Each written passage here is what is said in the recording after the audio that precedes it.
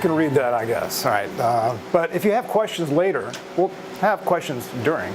But that's my email, obviously. So it's a big, long email address. But you can email me with a question, no problem. So we're going to talk about video. And I put here church or business. So you think, well, that's two different things. You both have a message you want to get out there. It's your marketing message for your business or your message from your church. And the goal is to get people in the door. The business wants to get people in the door to buy their stuff, and the church wants to fill the seats. So this is what we're going to talk about. Here's my agenda. What you can do with just one camera, how you can use YouTube and streaming over the internet, your church service, and how social media fits into all of this. We'll get into multi-camera setups, and all throughout, even though I have that at the end, how your video should look, I'm going to be talking about that all throughout here. How to make the video look good. It's one thing just to shoot it, but it's going to look good. Cheapest way is with one camera hooked up to a laptop with a good internet connection. And that's what my church does. They have a camera, it's like one of the Panasonics back there. Got it on Craigslist, used, and it works. And so they have it hooked up on a lockdown shot into a laptop over the internet, and they're streaming video. And they do it for free. You could also do, besides live streaming, church announcements. Get the camera off the tripod in the balcony and go around throughout the week and do your church announcements. And we'll get into that, how that should look as well. Get a high-def camera. These are cheap. There are cameras that they call themselves high-def, and they're like $500 at Best Buy. Don't get that. Get a decent camera. If it's less than $1,000, and really what you're looking for, because audio is important. So any of those cameras and the one we have at my church, you can take audio out of your audio board right into the camera. So you're not using the camera mic. You're getting nice, clean audio from the audio board. That's important. You don't want any choke points, and so far we've talked about a little bit about that, choke points. If you've got a great projector like this, you want to have a good signal to get to it. You want to have all the signal processing along the way that will take that. And there's no point in there where the signal gets squished or overly processed. You lose the quality. So you don't want to have, if you have high-def camera, high bandwidth on the internet, high-def projector, no choke points. In fact, at my church, when we live stream, the signal just gets lost. It just stops broadcasting. And I think it's because of our internet. It's just not strong enough, so we've got to work on that. You want to record a 422 color on your camera. 444 is the best, and you don't really need that. 422 is, well, here's my most technical slide in the entire presentation right here. Movies, well, let me go back. Movies are shot probably 444, especially if they're going to do a lot of compositing, where they're going to key someone next to the monster who's not really there, but he's animated. And so they need to have every single bit of pixels that is available in that camera to composite that guy in the shot with the Ninja Turtle, because the Ninja Turtle is not really there. So they got to fake it, and they got to make him look like he's there. So you can't have any kind of imaging or artifacts around the guy's head, even if he's got fuzzy hair. You want to get every little hair.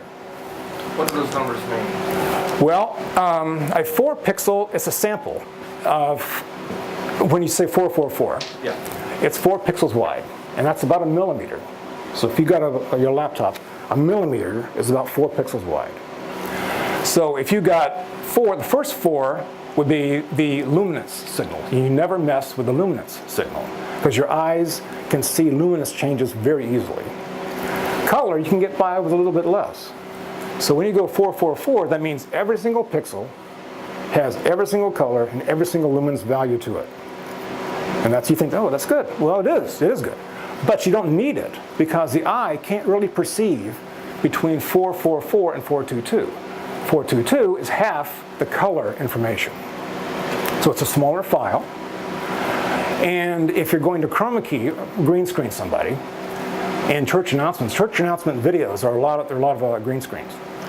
And if you've got someone who is completely bald and he wears nothing like this, you know, you could probably get by with less than 422 camera. You can get by with a cheaper camera. But if you got somebody like me and some of the hair is sticking out, and you want to make sure this isn't just when it doesn't get keyed away, and if you have a 420, in fact, that camera back there recording is recording 420, so it's good quality. But for green screening, I'm not saying 420 is bad, but 422 is what you need for green screening. And where you're going to see it is if there was a green screen behind me, and you look at my arm, and then right here, right next to it, is the green. So on the picture, you're going to see the white, and then it goes to green. Well, you want to make sure that when it goes from white to green, it goes immediately white to green, not like a little bit white and a little bit green, finally the green. Because then you'll see noise all around the person if it's a cheap camera. So that's why you want 422. So that's the most technical slide I've got for my presentation. This is the camera my church has. It's no longer available. It's a discontinued model. The one on the left back there is the replacement model. This shoots 422, and it also, you can't see from this angle, but the other side has balanced audio inputs. And we take a feed from the audio board right into the camera, and then on the other side, again on the other side, is a FireWire output, goes to a laptop, goes to our wireless internet. We're broadcasting. Real simple, it's one camera. This is another camera. It's a little cheaper than the other one, because the other one, brand new, I think that Panasonic goes for about $4,000 or $5,000. This one's about $2,500. And this camera is really small. In fact, it's about that big, my 2 fists, lens and all. Now the bar may be a little bigger, and that shoots 422. And all of these cameras can work in multi-camera setups. So that's a big deal. And that is a nice little camera. It looks really tiny when you hold it, and to put it on a big tripod or a crane would be kind of weird looking, but still, it makes great looking video. This is a nice little camera. Let's see, where am I on my notes? One camera can be used for live streaming and video announcements. This is where you want to, if you're going to spend the money on something, you want to make the most use of it. So just taking an expensive camera, which could be a couple of thousand, maybe 3,000, and just using it 3 or 4 hours on Sunday morning, that's kind of a waste of money. You could take that same camera throughout the week and shoot the midweek service. Shoot stuff that the kids are doing, stuff that the teenagers are doing, and you move it all around. Now you've got an opening. You can put together what we're doing and the announcements. And you can also put the church announcements on YouTube. I don't see many people doing that. They just show it on Sunday morning and they're done. But you could put that on YouTube and get some more use out of it. Now this is a church video announcement video. I want you to see. This Sunday is community prayer, so mark your calendars. These are nice graphics. Now these graphics, they come with Apple's Motion. There's a green screen. And you can see a little bit of the noise. And this is this week's announcement. So that's not such a great camera, but it's really well done. It's a nice little opening they've got here. There's the green screen. It's not that bad at all, really. You know, they mix different formats. There's a 4x3 camera, and then they switch back to a 16:9. Morning New Covenant community groups But you can are see a starting back little up in bit of February. noise If you'd like to be a around part them. of It's one, not, or you don't know, know when one but is, see, please especially the information elbow desk there. for more details. But it's not that bad. And here is a well-formatted announcement video. All the graphics you saw in the beginning, those you can buy. If you had to create that from scratch, it'd take you weeks. And so you buy some software that uses that graphic, and they give it to you for free. In fact, I belong to this. It's called videoblocks.com, and it's maybe $200 a year. They give you all their footage, plus templates. Now, most of the time when you buy stock footage, you get just a video. But with this, you get the entire software. You get all the layers and their graphics. And that kind of graphic with all those things flying around and the text and the video, that could be 50 layers. And so you could dig down into the program, find out where they have their video and put your video in there, and that's what it's designed for. Because they may have text 1, text 2 flying in, and then you just change it for yours. And it's way cheaper than finding somebody to build that. And you can get it done in a couple hours, you're all done. Otherwise, to build it brand new, talking weeks to build that kind of graphic package. So you start with the intro. What was that called again? Videoblocks.com. BLOCKS? Blocks. Video BLOCKS. There's others, but that's about $200 a year, and you get everything they have. You get music, stills. You even get some 4K stuff in there too. You get some 4K stock footage like trees and meadows, things, whatever, cityscapes. A lot of HD stuff, and all these templates. You get it for After Effects, Apple Motion. There's a few others, some Photoshop files. And like I said, it's not just the finished video. It's the actual program, the project saved in that software. So if you have After Effects, Adobe After Effects, or Premiere, the whole project file. That's really handy. So you make your opening from the templates that you get for next to nothing. You build it, and you may want to change it because you may want to have a Christmas style, and maybe an Easter style, and then a summer style. You may want to have more like outdoor activities in the summer, so you want to change it up every now and then. Change it just because it could get boring, but change it for the season. Easter, Christmas. So this doesn't change much. This is welcome to the church. Glad you're here. We're a family church, and graphics, and it's fun, and it's music. Then you have the new stuff. That's the green screen stuff you shot. And the same thing as the opening. You just kind of use the same graphics back here, different words, and you may say, thank you for coming today. Maybe reinforce the times of the services. Welcome, and we're so glad you came. And you go down, and you go back to the service. At my church, we use Ustream TV. Those are other ones. They're all fine. And there's free and paid versions. Ustream, I think the paid version is about $100 a month. Someone says, who uses Sunday streams? You guys do? That's about 50? 49. 49? That's not bad. And it's high def. Stream in high def. Yeah, so, and the free for Ustream is not high def. And like I said, I think it's probably our internet connection, honestly, because I'm up there running audio and I can look at the camera and I can see that it's not broadcasting. So I have to run down there and hit the button again and get it back on the air, which is a real pain. But is that because it's a free version? I don't know, it could be our internet. With Ustream Free, you get 30 days of storage. This is free. So 30 days of your services. I'm not sure how the limited number of viewers, they say limited number, but I'm not sure what that really means. Is that 5, 10, 20? Standard def only, and this is kind of weird. They will advertise on your site. So they'll put a graphic up over your service, and it could be Publix. Maybe you don't care about that, but maybe it's another ad that you do care about, that you may not want them advertising on during your service about some, Joe's Bar, 2-for-1, ladies' night or something. What I mean? It's, So, all right, so there's payoffs. Nothing's free. This is my church's Ustream site. Now, we only broadcast at the low bandwidth of 320, 180.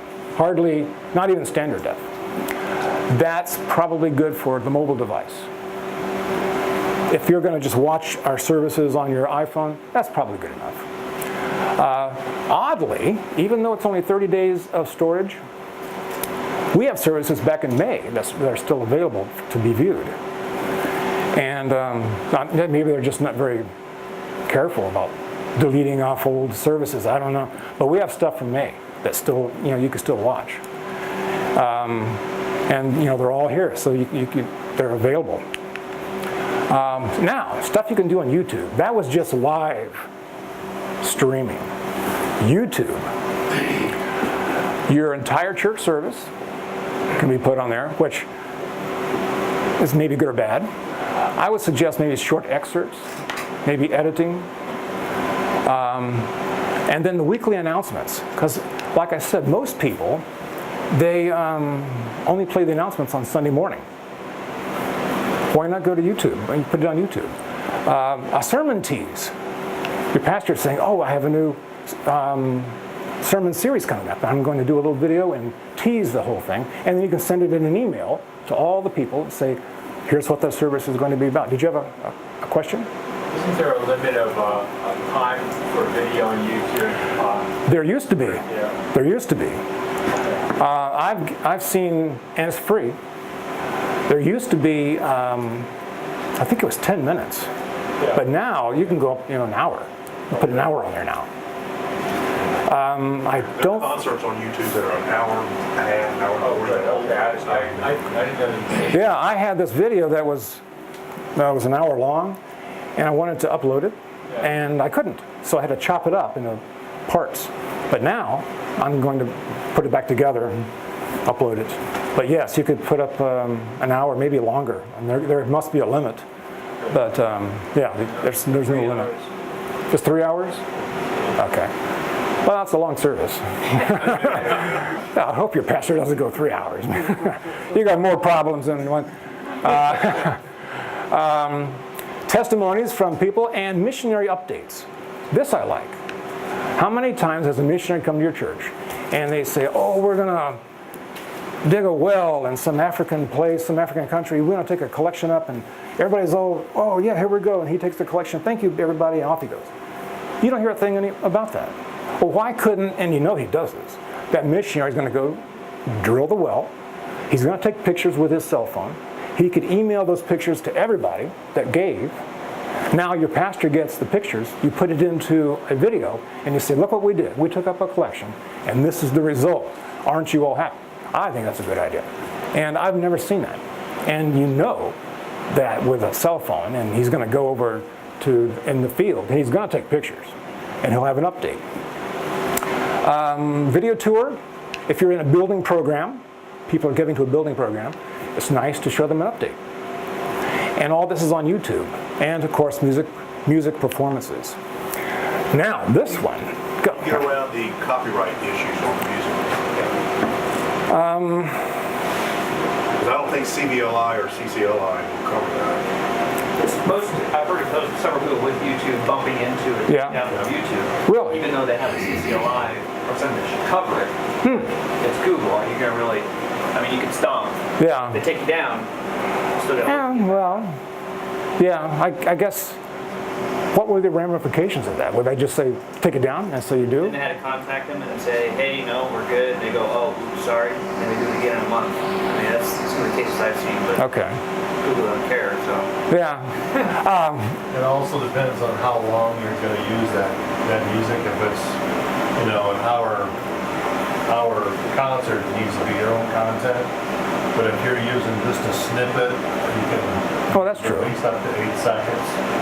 So it depends on how much usage you're going to use of that audio content. If you're posting Natalie Grant's latest concert on your own website, there's an issue. But if you use just a snippet of maybe an intro of a song to bring into whatever other content you're going to take over from there, Okay. you have about that 8-second window there to get that through. But CCLI is looking into some of that because more and more people are doing video content and stuff. So Well, we have give it time, it'll come through. we have a lot of music performances on our YouTube channel, and we haven't had any issues yet, so maybe they didn't catch us. I don't know. Do you have a question? One more question. If you do a YouTube, and I want you to bog down on YouTube, if you do a YouTube, how do you can set it to stop all the other stuff. You can just embed your YouTube, play your YouTube, and not have all the side suggestions. Yes, you can. You can do that. I've done it, just gotta. Yeah, you would take the URL of that actual video, embed that into your Facebook and Twitter, your website, everywhere. This is interesting, this idea here. I would imagine, because it happens in my church, like the Israel-Hamas conflict going on, all the rockets and bombing. People may ask the pastor, what's the biblical perspective of something going on in the world? They might ask. So why not have the pastor do a little YouTube video discussing the biblical implications of whatever is happening in the world? Now, you can't get too political. That's you can't go there. But any world event, I think people might be interested in this. And I'll tell you why later, because I'm going to get more into YouTube and how you can really get a lot of views on YouTube. This is my YouTube channel. That's my church, our staging, and we're singing a song that's probably copyrighted. We haven't had anybody say anything yet. Now down here, just below, is the description section and the tag section. This is where you want to put a lot of information, because it's not just the video. You want to drive traffic to your website via your Twitter, Facebook, website, and YouTube itself. So what goes in the description is the entire text of what is spoken. Because Google or Yahoo or any search engine, none of them watch your video. The only way they know what's on the video is what you tell them what's on the video. So that goes in the description, and that would be your script or the entire text. So if you have an entire service, either you're going to transcribe part of it, the important parts, maybe because transcribing the entire service, if he's going to talk for a half hour, 45 minutes, it's a lot of transcribing. It would still fit, and it would be fine, but that's what goes in there. And then you have the tags.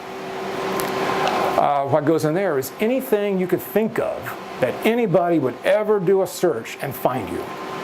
So let's take the Israel-Hamas conflict. So you would come up with any combination you could think of. Conflict, Israel-Hamas. Biblical implications of Israel-Hamas. Any combination you could think of, you put it in the tags. So when somebody does a search in YouTube, then they'll find you. And that drives traffic to your website, to your church. You get more attention. Here's a YouTube video format. It looks very similar to announcement video. Grab their attention right away, especially a short YouTube video. If it's a service, well, then it's the service. If it's an announcement video, it's the announcement. But if you're doing something specifically for YouTube, this is what you want to do. And I'll tell you the difference, because in a broadcast commercial, you're sitting on your couch watching TV, and a commercial comes on the air. Let's say it's a windshield repair place. They're on the air all the time. Well, they're hoping to catch you when you need to have your windshield repaired. You may not, but you might. And so they don't know what state you're in. They don't know if you're ready to buy a windshield repair, or maybe you will in a week.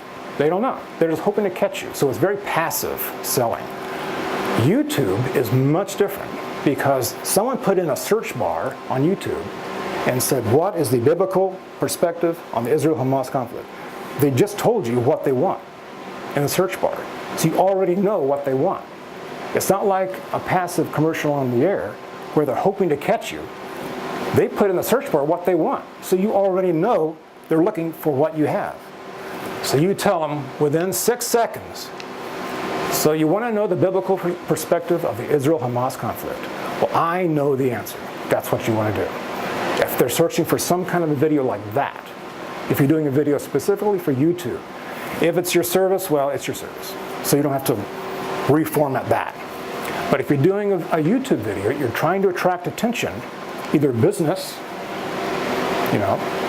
windshield repair, whatever, they're all the same.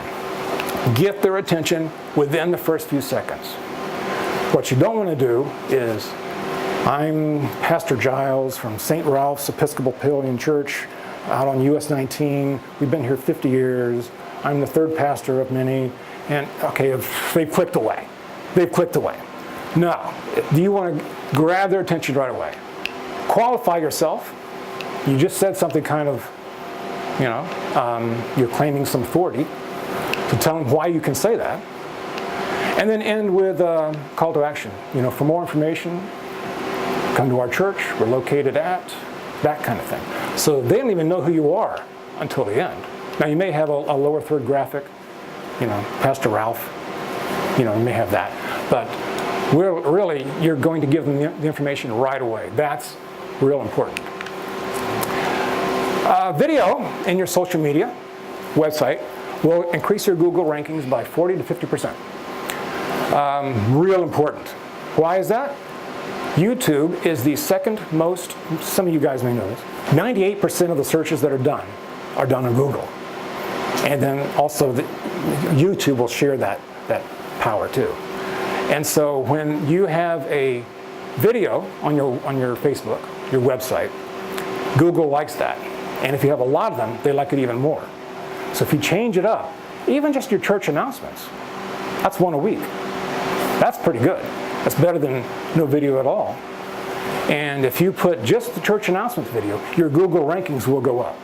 But if you start to do small things like sermon teas, the missionary update, the world event type things, now it's even more. Now you're flooding Google with all this new video that you've got on your website, and you're really getting attention. So when someone does a search for a church, I need a church, blah, blah, blah, yours is going to come up because you've got a lot of activity with this video. Also, this is new. You've all heard of hashtags, whether it's in Twitter. Facebook also uses hashtags. So this will help increase the traffic. And I'm using this again, the Israel-Hamas conflict. So you put a hashtag in there. And all that means is all the people that are interested in that subject with that hashtag, it all kind of gets them to congregate in one cloud, ethereal location out in another world of the internet. And so all those people that are interested in that, they're going to get higher ratings on the search if you include that. So if you've got a video and you're talking about the biblical perspective of the Israel-Hamas conflict, and you put that hashtag in your Facebook, and then you put the URL of the video in there, now you're getting a lot more traffic. So now you're really increasing the traffic. Multi-camera setups. Basically, you're going to take your audio signal, go into a video record, control, and switcher device, and Brad was talking about some of these. I put this one here. This is a good one. It's a little different. You have to really know what you're getting at for production switchers. This one is a one rack unit device, that wide, and you put all your video and audio signals in it. Out comes a control cable to your laptop, and you control all the cameras on your laptop. And it records as well. And then you send that out to the internet on your live stream. And the cool thing is all those cameras, that switcher laptop, about 24 for 25,000. That's high def cameras. And now that's on installation, so if you know how to put it all together, well, save a lot of money. But if you don't, you might have to call Keith or somebody. But I'm amazed at that price because I've been in this business a long, long time. And we had some of our special services we wanted to record and air it, and we had to hire a truck, and they had 4 or 5 cameras and lights, and they had 5 guys in the truck and 5 guys in the cameras. It cost us like $20,000. That was just one service. Now you get all this equipment for almost the same price, and now it's yours. And you could even do leases. You can do a lease option. So if it's cash, you got a cash issue, you can do it with a lease. But this is, that price is, it's mind-blowing for me. And the cameras I showed, the Canon, this one, any of those Panasonics, they'll work fine. Oh, I want to show you this. Now I'm getting into the art. In my opinion, the Joel Osteen Show, his church service is one of the best, if not the best, produced church services. I like the way it's shot. Everything, every camera change has a purpose. And he's looking at the camera, and it's so well done. If you're going to get into multi-camera shooting of your services, study this show. When they take a shot, especially that crane shot that's around the side, it's almost always he's changing the subject. He's maybe talking about an illustration, a story. He goes, I know a man who did this and he had this and this is he was healed. Or he would talk about, now he's changing the subject a little bit. So they go to another shot because in your mind, you've kind of adjusted your seating. Your mind is making an adjustment. So you want to show that in the video so that you take another shot and you don't just do it for the hell of it. You don't take shots. Because really, video is a tool. When a carpenter buys a hammer, he's not selling hammers. He's selling what he can do with the hammer. So a video is a tool. And the message is the product.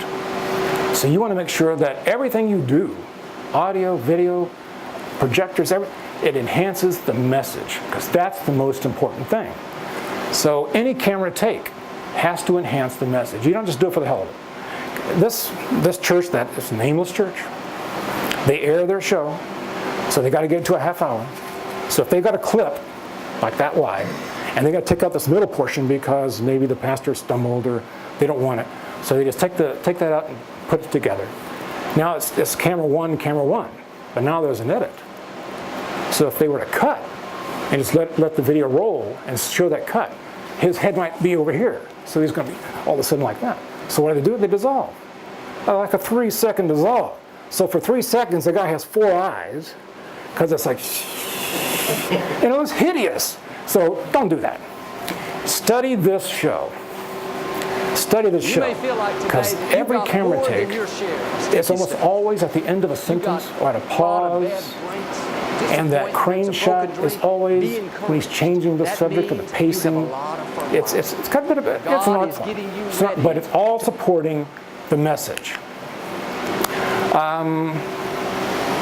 So you will start with maybe one camera. Make sure that camera can be used in a multi-camera setup, so you're not wasting money. Like that Canon I showed you and any of those Panasonics, those are fine. And the same camera should be purchased. It's difficult to match cameras if they're all different manufacturers, different styles, different models. This church that's nameless, if you were to watch the video, there's a white balance and a black balance, and in the shadows, they might have a color. And that black needs to be black. It's not purple, it's not green, it's black. So every camera should say, that's black. Some other cameras say, no, I think it's green. Another one goes, nah, it's kind of purple. And you see that, it looks awful.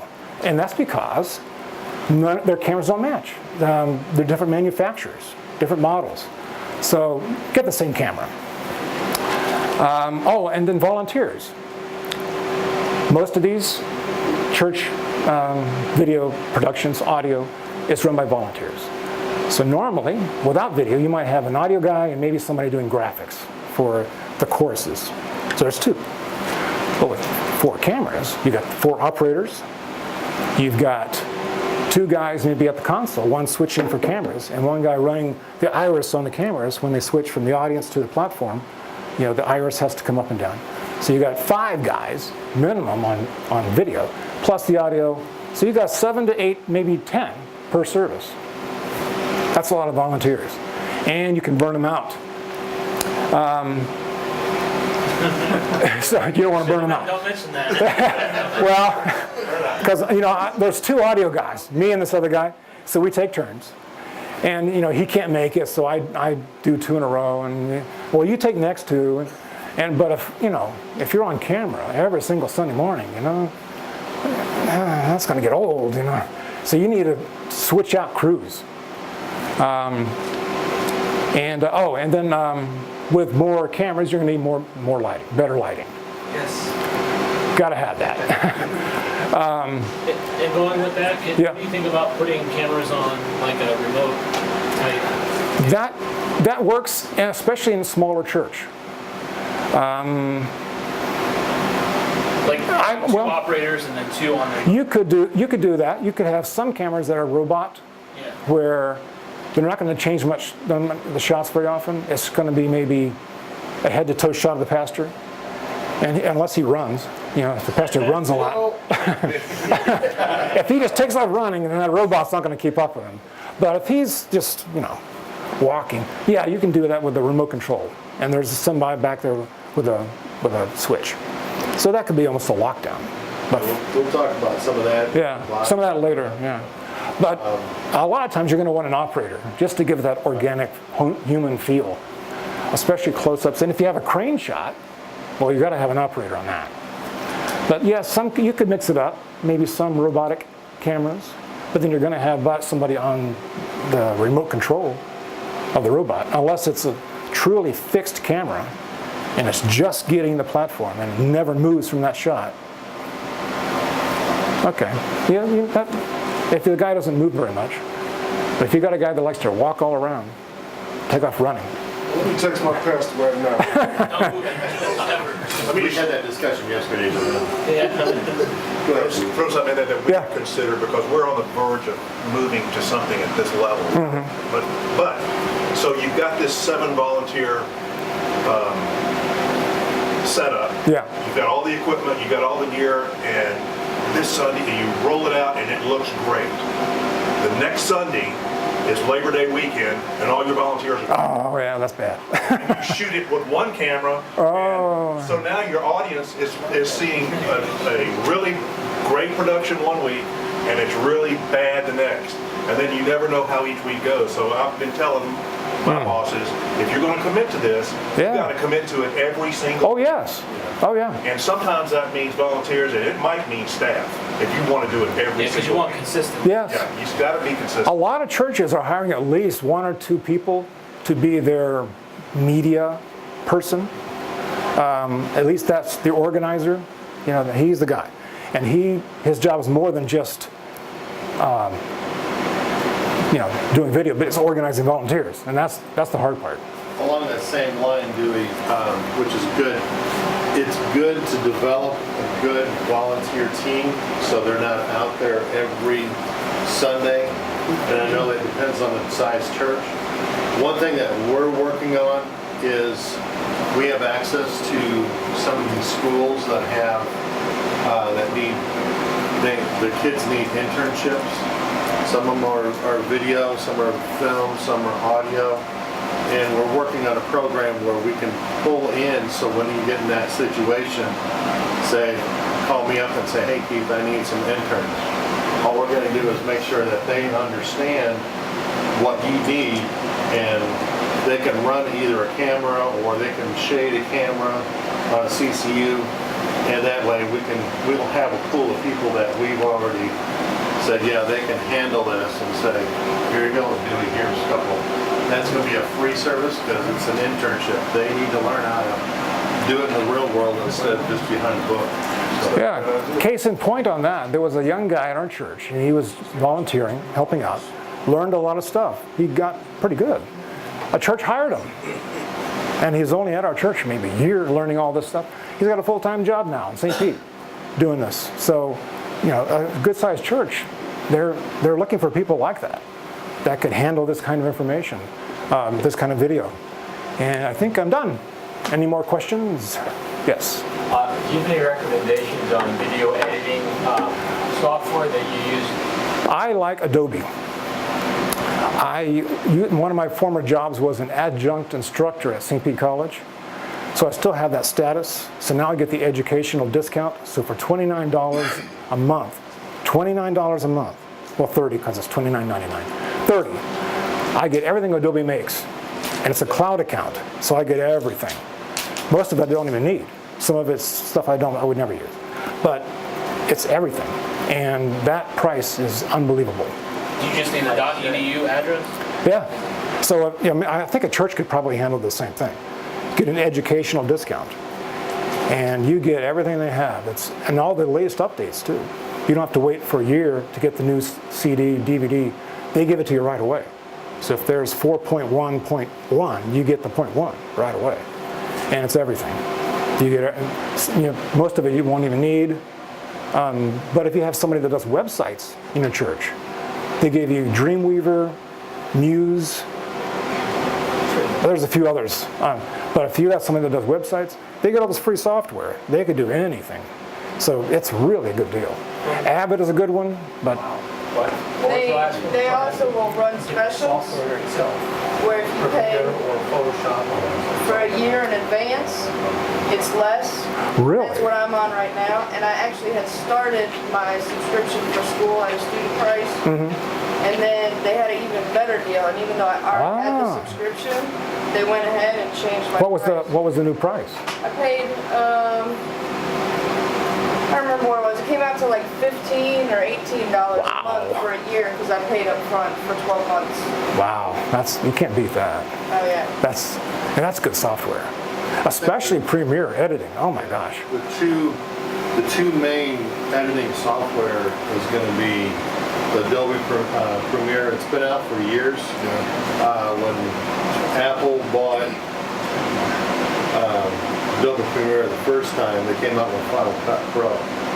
And then now that Avid owns, which is a video-based company, owns Pro Tools, Avid, all that stuff. They also came out with their own Media Composer, which is probably a little bit more, but the Premiere with the iCloud based, they're both virtually the same. If you like Macs or if you like PC, they go both both platforms. That's the other thing about the subscription. If you own the software, you can only use it on the computer you installed it in. With the subscription, you can log in at the church and download it and use it. You can log in at home and work on it. Go back to the church and log in and work on it. Yeah. Mine, For me, I think. I was able to do it at school and at home. Well, and at the same mine, file. I think it's the same thing because mine I can have it on 2 computers. So my son has it on his laptop, all the software. So at least 2. So that's pretty good. And then it's really good software. You gotta, Shift gears a little bit. What are thoughts on a digital SLR for a camera solution? well, Becoming more and more popular They for are. video, especially on a cost-effective. But does that work in a house of work? that camera is a DSLR, shoots 420 color. Okay. Home shopping thinks it's fine. I've shot home shopping HSN stuff with it. They like it. It is 420. So the color is not quite as good as a 422 color. So if you're shooting a lot of green screen, and you could do some tests, just shoot it, check it, test it out. And if the color around the edge of the person's head, if it's not that noisy, it doesn't bother you, go ahead. Use that. Now for multi-camera setups, I think those cameras would be really difficult to do. I don't even think you can with a multi-camera of a DSL with DSLRs. I don't think so. But for shooting church announcements, yeah. But then again, it's the green screen issue, so it's 420 color. So the color data is less on a 420 than a 422. Test it. Okay. Any other questions? What about on his line, like a GoPro or something? What's that? What about a GoPro? Put it on the pastor's head or something? For what you're trying, for shooting announcements and stuff. Well, if you're doing something that's not green screen, there's no keying, GoPro would be fun. That'd be a nice video. Put some GoPros on some kids, have them run around and jump in those bouncing machines and all this, carnival. That'd be a fun little video. If they could leave it on the head. I would use something like GoPro and that for those maybe quick announcements where you're going to grab just a few things and you got other graphics going into it. But that's what I call non-critical video. It's just you're promoting a kid's thing or you're promoting a mission thing. Just grab it, here you go, and then you're adding other things to it. But if you definitely want to do the pastor doing a big announcement or a big push, you want to have a good camera that's going to track him and be very good looking. I've used that camera plus a GoPro on a shoot where you have a high and wide fisheye shot, and I use that as a B-roll shot or something to edit to. That's kind of fun because it shows the lights and the camera and the whole setup. It's kind of nice to cut to that if you want to hide and edit. If you want to cut the interview down to 2 minutes instead of 10, so you got to chop it up. So you got to hide the edits. You can use another angle, like a GoPro shot, and use that as just a, and it's kind of fun. People like that. They see the lights and all that in the background. GoPro would be nice to send off, like our church just took the teens to Atlanta to give out meals and stuff in low-income areas, and they could have, let Yeah, put a chest camera or a hat camera. or let Could be the fun. teens take turns with it. Yeah. Yeah. I've had a camera where it's on recording, I just pass it around. And so they're kind of going like that.